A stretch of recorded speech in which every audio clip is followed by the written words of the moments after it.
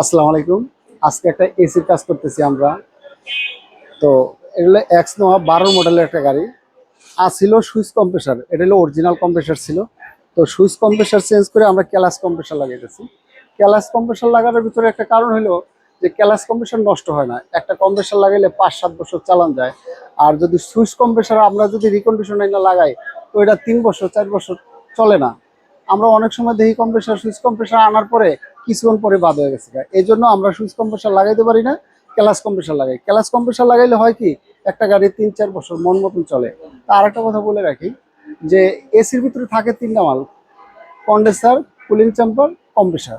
এই 3টা মাল একত্রে যায় না, হয়তো বা কন্ডেন্সার জায়গা, নাহলে কুলিং চেম্বার জায়গা, নাহলে কম্প্রেসার জায়গা। এই গাড়িটা আমাদের কম্প্রেসার গেছে, আমরা শুধু কম্প্রেসারটাই চেঞ্জ করব। আমরা মন চাইলে সবই চেঞ্জ করতে পারতাম। অনেক জায়গায় দেখি আমরা যে 3টা মালই চেঞ্জ করে। 3টা মাল খারাপ হয় না, মাল খারাপ হয় একটা। একটা মাল খারাপ হতেছে, আমরা একটাই লাগাই। আজকের মতো এই পর্যন্তই। আল্লাহ হাফেজ।